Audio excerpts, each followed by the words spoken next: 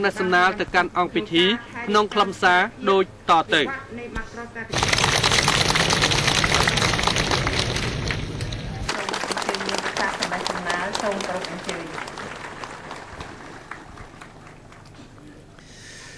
្ញុំប្រកាសណាខ្ញុំសូមក្រាបថ្វាយបង្គំ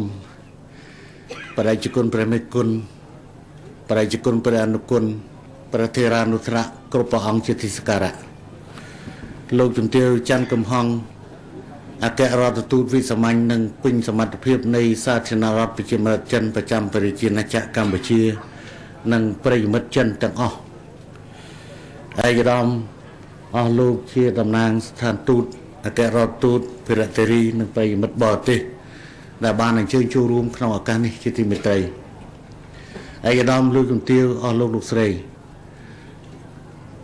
ជាបឋមនេះអនុញ្ញាតឲ្យខ្ញុំបានសម្ដែងនៅកិរិយាកិច្ចដោយការគោរពនឹករលឹកចំពោះបងប្អូនជនរួមជាតិទាំងអស់ដែលបានអញ្ជើញចូលរួមក្នុងពិធីបើកការដ្ឋានដើម្បីស្ថាបនាផ្លូវលេខ78ពីទីរួមខេត្តពីអូពងមន់ទៅកាន់នៃខេត្តស្ទឹងត្រែងទៅខណ្ឌបានលុងទៅដល់បានលុងនៃខេត្តរតនគិរីខ្ញុំប្រកាសណាខ្ញុំពិតជាមានការរីករាយដែលបានវិលត្រឡប់មកទីនេះសារជាថ្មីម្ដងទៀតហើយជាដំបូងនេះអនុញ្ញាតឲ្យខ្ញុំប្រកាសណាខ្ញុំបានសម្ដែងនៅអំណរគុណចំពោះលោកជំទាវច័ន្ទកំហុងឯកអគ្គរដ្ឋទូតវិសាមញ្ញនិងពេញសមត្ថភាពនៃសាធារណរដ្ឋប្រជាមានិតចិនដែលបានប្រសិទ្ធពរជ័យជូនចំពោះប្រជាណាចក្រកម្ពុជានៅក្នុងពេលដែលប្រជាណាចក្រកម្ពុជាទើបនឹងប្រព្រឹត្តទៅនៃខួប56ឆ្នាំនៃឯករាជ្យជាតិរបស់កម្ពុជាខ្ញុំប្រកាសណាខ្ញុំក៏មានការរីករាយដោយឃើញថា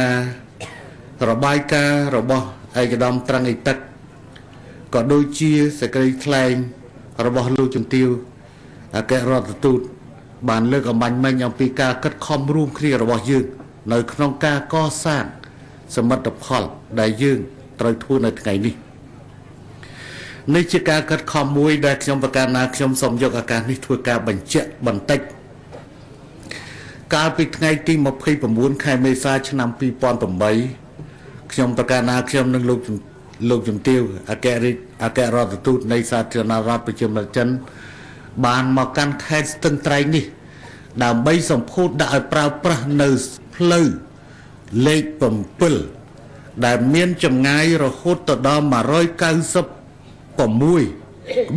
គីឡូម៉ែត្រនិងស្ពានឆ្លងកាត់ទន្លេសេកុងប្រវែង1057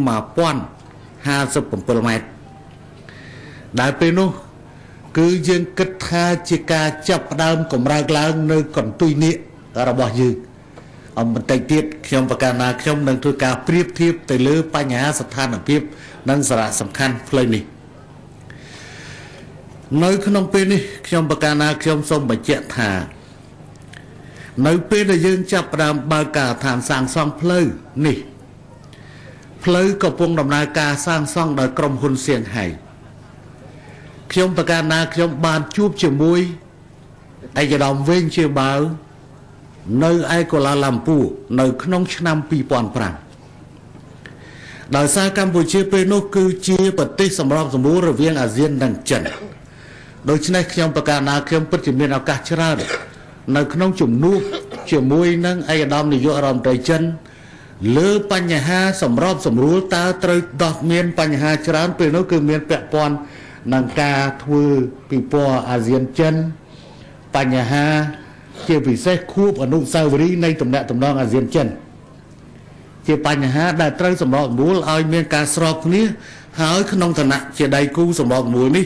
គឺលើកទៅជាមួយនឹងដៃគូអាស៊ានផ្សេងទៀតនៅក្នុងជំនួបអាស៊ានបូកចិនខ្ញុំប្រកាសណាខ្ញុំក៏បានមានឱកាសដើម្បីនឹងនិយាយបន្តិចថាសូមឯកឧត្តមគិតគូរពីឥឡូវនៅការកសាងផ្លូវជាតិលេខ78តភ្ជាប់ពីអូពមន់ខេត្តស្ទឹងត្រែងទៅកាន់ខេត្តរតនគិរីចម្លើយពេលនោះគាត់បាននិយាយថា ចាំធ្វើផ្លូវជាតិលេខ78ហើយលេខ7ហើយចាំគិតដល់ផ្លូវជាតិលេខ78ឥឡូវបញ្ហានៃការសន្ទនានោះការនិយាយនោះ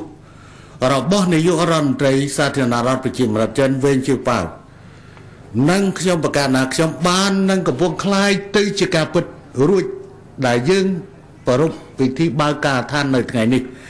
បានសេចក្តីថាផ្លូវលេខ7បានដាក់ឲ្យដំណើរការនៅឆ្នាំ2008និងការបើកការដ្ឋានសាងសង់នៅផ្លូវជាតិលេខ78នេះនៅក្នុងឆ្នាំ2009មានន័យថាមួយឆ្នាំក្រោយឯកឧត្តមត្រង់ឯទឹកបានធ្វើរបាយការណ៍រួចហើយតាក់ទិនទៅនឹងការកសាងផ្លូវនេះហើយដែលយើងចាប់ផ្ដើមពីទីនេះកាត់ទឹកដីខេត្តស្ទឹងត្រែងនិងមួយផ្នែកទៀតគឺកាត់ទឹកដីរបស់ខេត្តមណ្ឌលគិរីហើយតភ្ជាប់ទៅខេត្តរតនគិរីអញ្ចឹងទេស្ថានភាពផ្លូវនេះបង្កភាពងាយស្រួលសម្រាប់ប្រជាជន3ខេត្តក៏ប៉ុន្តែដែលហៅថាផ្លូវគឺមិនមែនសម្រាប់តែប្រជាជន3ខេត្តនៅក្នុងការធ្វើដំណើរនោះទេហើយយើងធ្វើតាមកន្លងចាស់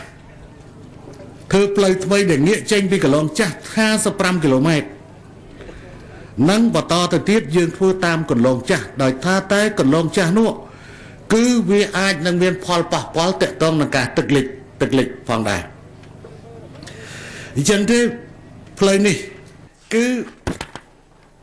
យើងនឹងត្រូវចំណាយថវិការហូតទៅដល់73លាន3សែនដុល្លារដែលបានមកពីកម្ចីសម្បត្តិសាធារណរដ្ឋប្រជាមានិតចិនហើយថវិកាបដិភាគរបស់រាជរដ្ឋាភិបាលមានចំនួន 5% ដោយមិនគិតអំពីតម្លៃនៃការបង់ពន្ធលើសម្ភារៈដែលជាបន្ទុករបស់រដ្ឋបញ្ហានេះតាមការគណនារបស់ក្រសួងសេដ្ឋកិច្ចហិរញ្ញវត្ថុគេត្រូវគិតហើយព្រោះការនាំចូលនៅស៊ីម៉ង់នាំចូលនៅស្អីដើម្បីការសាងសង់នេះគឺថាត្រូវតែមានការគិតគូរអំពីពន្ធថាដើម្បីយើងគិតតម្លៃពិតប្រាកដរបស់វានៃការសាងសង់ផ្លូវនេះត្រូវអស់ប៉ុន្មានហើយប្រើថវិការបស់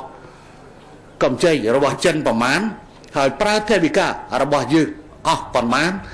ដោយថវិកាជាប្រាក់របស់យើងផងដូចជាការដោះមីននិងក្របបន្តផ្ទុះគឺសុទ្ធតែត្រូវចំណាយ